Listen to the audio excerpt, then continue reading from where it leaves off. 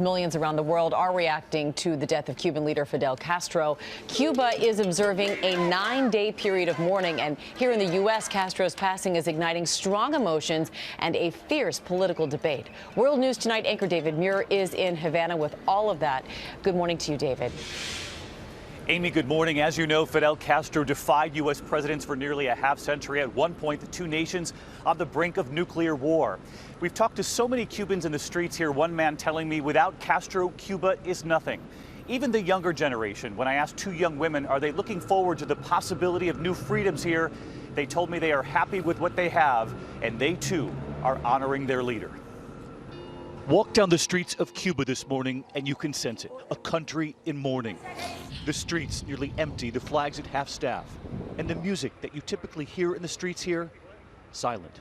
A country dealing with the loss of their longtime leader, Fidel Castro, who died late Friday night. ¿Qué piensas sobre un Cuba sin Castro? Roy tells us he's proud of his leader, but that Fidel Castro has already been gone for a long time.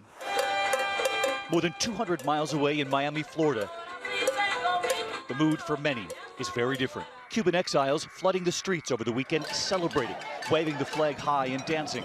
They say this is the end of an oppressive regime. He did a lot of damage, especially for us that came in the 60s. We left everything. And Fidel Castro every bit as controversial among American leaders. President Obama, who recently renewed diplomatic ties with Cuba, offering a hand of friendship, saying in a statement, "We offer condolences to Fidel Castro's family," adding that history will record and judge the enormous impact of this singular figure. But Republicans are criticizing the president for not acknowledging Castro's record of human rights abuses. Well, I hope we don't see Barack Obama and Joe Biden and Hillary Clinton and Democrats lining up to lionize a murderous tyrant and thug. President-elect Trump striking a similar tone, calling Castro a, quote, brutal dictator, whose legacy is one of firing squads, theft, unimaginable suffering, poverty, and the denial of fundamental human rights.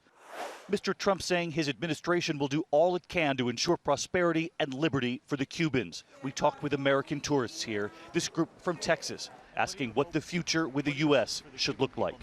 What are your hopes for the Cuban people now? I hope that we can continue to have good relations with Cuba, because I think that's what the people have indicated to us that they want. They are expecting a mass gathering here in Havana today at La Plaza de la Revolucion, where Castro would famously address the Cuban people for hours at a time. And when we ask the Cubans here in the streets what they think about the future between Cuba and U.S. after the thaw in relations they've witnessed in the last couple of years, they say much of that now depends on what they hear from President-elect Trump, George. It is in his hands now, David. Thanks very much.